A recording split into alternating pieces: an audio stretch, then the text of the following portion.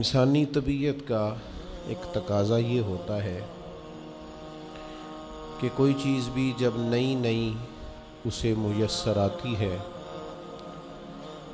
تو اس چیز کے ساتھ انسان کی دلچسپی اور وابستگی اور طرح کی ہوتی ہے، لیکن جیسے جیسے وقت گزرتا جاتا ہے اور وہ چیز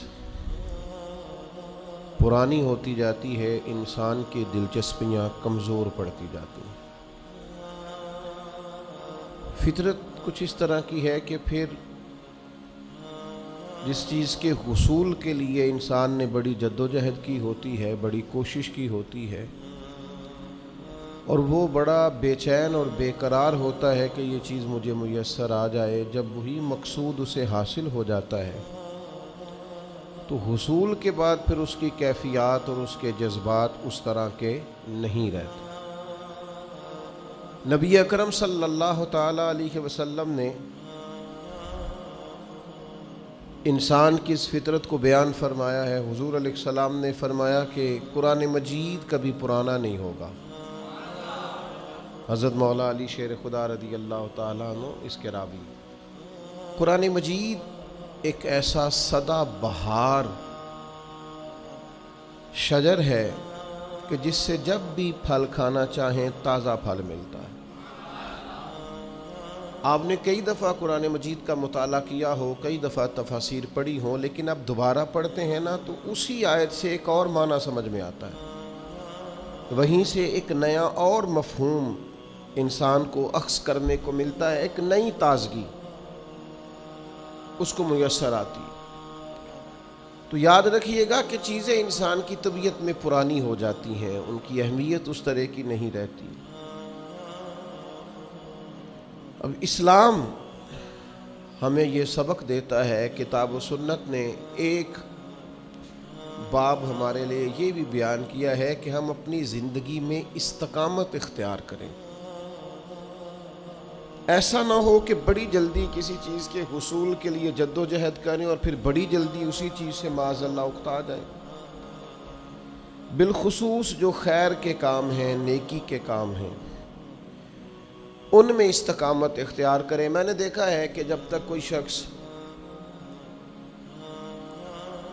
حافظ نہیں ہے، مدرسہ میں، ادارے میں، دینی درسگاہ میں داخل نہیں ہے، تو قرآن مجید کہ احترام کا اس کا انداز بڑا نرالا ہے، وہ غلاف میں رکھتا ہے، کئی دفعہ چومتا ہے، لیکن جب ہر وقت قرآن پاک اس کے ہاتھ میں رہنے لگتا ہے نا، پھر اس کی وہ کیفیات نہیں رہتی جو کہ ہر وقت جو اس کے پاس۔ اب حکم کیا ہے کہ ہم اگر کوئی نیکی کا کام کریں، کوئی ادب شروع کریں تو اس پہ استقامت اختیار کریں۔ جب تک آپ کسی چیز پر استقامت اختیار نہیں کرتے، بڑی جلدی اس چیز کو چھوڑ دیتے ہیں یا بڑی جلدی راستہ بدل جاتے ہیں تو کوئی معنی نہیں رہتا۔ استقامت ہی کا مفہوم صوفیہ کے ہاں وفا کرنا ہے، یہی مفہوم نبھا دینے کا ہے، یہی مفہوم تعلق کو پروان چڑھانے اور آخر تک لے کر کے جانے کا ہے، لیکن تھوڑی سی ٹھہراؤ ہو، طبیعت میں استقامت ہو۔ اللہ تعالیٰ انسان کی مدد کے لیے فرشتوں کا نزول فرماتا ہے، لیکن وہاں بھی شرط یہ رکھی ہے کہ پہلے بندہ ڈٹے گا تو پھر فرشتے آئیں گے۔ ایسا نہیں ہوگا کہ پہلے فرشتے آئیں گے تو پھر تو ڈٹے گا، بلکہ ان الذین قالوا ربنا اللہ ثم استقاموا، جن لوگوں نے کہا کہ اللہ ہمارا رب ہے پھر وہ اس پہ ڈٹ گئے، تتنزل علیہم الملائکہ، ان کی مدد کے لیے اللہ فرشتوں کا نزول فرماتا ہے۔ تو اپنی طبیعت کے اندر مزاج میں استقامت۔ سیدہ عائشہ صدیقہ رضی اللہ تعالیٰ عنہ بیان فرماتی ہیں کہ نبی کریم علیہ السلام نے فرمایا، اللہ تعالیٰ کو وہ عمل زیادہ محبوب ہے، اللہ کو وہ عمل زیادہ پسند ہے جو اگرچہ تھوڑا کیا جائے پر روز کیا جائے، روز کیا جائے، اگرچہ مقدار کے لحاظ سے وہ تھوڑا ہو۔ آپ 4 نفل پڑھیں، فرائض کے علاوہ 4 نفل پڑھیں پر روز پڑھیں، ایک تسبیح کریں، درود پاکی پر روز کریں۔ اس طرح نہ ہو کہ دریاؤں کی موج ہے، آج آیا ہے تو پھر آج تو 11,000 پڑھ دی اور کل چھٹی کر لی۔ آج طبیعت آئی ہے تو آج 5 سپارے پڑھ لی اور پھر اگلا پورا ہفتہ قرآن مجید کی تلاوت بالکل نہیں کی، یہ مزاج نہ ہو۔ کوئی عمل کریں استقامت کے ساتھ کریں۔ میں نے جمعے میں بھی عرض کیا تھا، پھر عرض کرتا ہوں، جن لوگوں نے نماز شروع فرمائی ہے رمضان میں، وہ رمضان کے بعد بھی اس پر استقامت اختیار کریں۔ جن لوگوں نے اعتکاف میں اپنی طبیعت کو، عادت کو، مزاج کو بدلا ہے، وہ اس کے بعد بھی کوشش کریں کہ ہم اس پر قائم رہیں گے۔ اپنے اندر استقامت پیدا کریں گے نا جب، ایک سمجھانے کے لیے ایک دانشور نے بات لکھی ہے، اس نے کہا ہے کہ جب آپ مستقل بنیادوں پر کوئی عمل کرتے ہیں نا، مستقل بنیادوں، پھر وہ عمل آپ کے لیے مشکل نہیں رہتا، وہ آپ کی طبیعت کا حصہ بن جاتا ہے۔ میں بہت زیادہ سفر کرتا ہوں،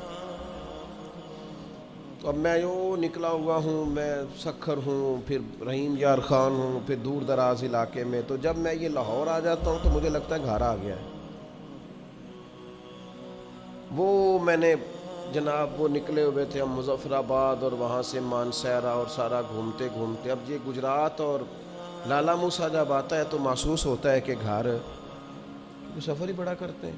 اچھا اب کئی دفعہ نا مثلاً کوئی دوست کہتا ہے نا ملتان جانا ہے، تو ملتان دور ہی نہیں لگتا، پریکٹس ہو گئی ہے، دور نہیں لگتا۔ اب کوئی آ کے ہم پہ روب ڈالتا ہے نا کسی وقت کہ میں جی فیصل آباد سے ملنے آیا ہوں، تو ہمیں یوں لگتا ہے ساتھ والی گلی سے آیا ہے۔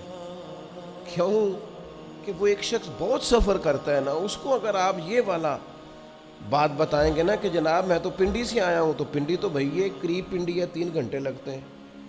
آپ اس شخص کو کہہ رہے ہیں جو مسلسل 12 گھنٹے گاڑی میں بیٹھا رہتا ہے۔ میری بات کی سمجھ آ رہی؟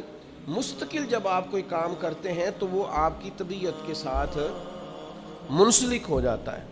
ایک دانشور تھے مرحوم خورشید احمد گیلانی صاحب، تو ان سے کسی نے کہا مطالعہ کیسے کیا، آپ نے تو بڑا پڑھا ہے۔ انہوں نے ایک دعویٰ کیا تھا، انہوں نے دعویٰ کیا تھا کہ میں نے زندگی میں اتنی روٹیاں نہیں کھائیں جتنی کتابیں پڑھی ہیں۔ روٹی تو بڑی کھاتا ہے بندہ، اب اتنی کتابیں، لیکن انہوں نے دعویٰ کیا ہے، اور بندے ٹھیک تھے، دانشور تھے، سید تھے، فاضل عالم تھے، تو کہتے تھے روٹیاں کم کھائی ہیں، کتابیں زیادہ پڑھی۔ تو کسی نے کہا مطالعہ کیسے کیا آپ نے، کوئی طریقہ تو ہوگا؟ تو فرماتے تھے کہ میرا مطالعہ کا طریقہ یہ تھا کہ میری اماں جب مجھے ہلدی لینے بھیجتی تھی نا، تو پڑیا میں ہلدی لاتا تھا، دکان پرانے زمانے میں، اب تو میرا خیال ہے وہ بھی پیکنگ میں آتی ہے، تو پڑیا میں ہلدی ڈال دیتے تھے یا مرچیں ڈال دیتے تھے یا کوئی اور چیز ایسی، تو فرماتے ہیں وہ گھر میں ڈبیا رکھی ہوئی تھی، میں وہ ڈبیا میں لا کے ہلدی ڈال دیتا تھا، اور پھر اس کو جھاڑ کے نا، تو اس پر کیا لکھا ہے وہ بھی میں پڑھا کرتا تھا۔ ادھاری کتاب لے کے بھی میں پڑھا کرتا تھا۔ جلیبیاں خریدتا تھا نا، جلیبیاں تو اخبار پہ رکھ کے وہ جلیبیاں دیتے تھے، تو جلیبیاں کھا لیتا تھا، پھر اخبار کو دھوتا تھا، اس کو بھی پڑھتا تھا کہ اس میں کیا لکھا ہے۔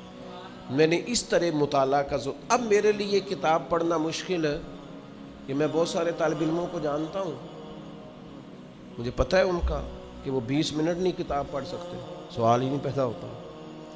ماں بدولت حالانکہ جمعہ شمعہ بھی پڑھائیں گے، سارے کام ہی کریں گے، پر یہ آپ اتنا بوجھ تو نہ پڑھیں بھی بندہ، اتنی پہاڑ بات تو آپ نہ بتائیں، وہ نہیں پڑھ پاتے۔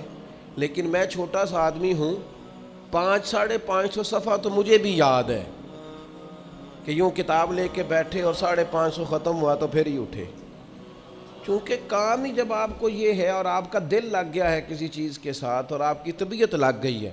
اتنے پیسے نہیں ہوتے تھے، کتاب کئی دفعہ ادھار لیتے تھے، واپس کرنی ہوتی تھی، تو پھر کوشش کرتے تھے ساری پڑھ دیں۔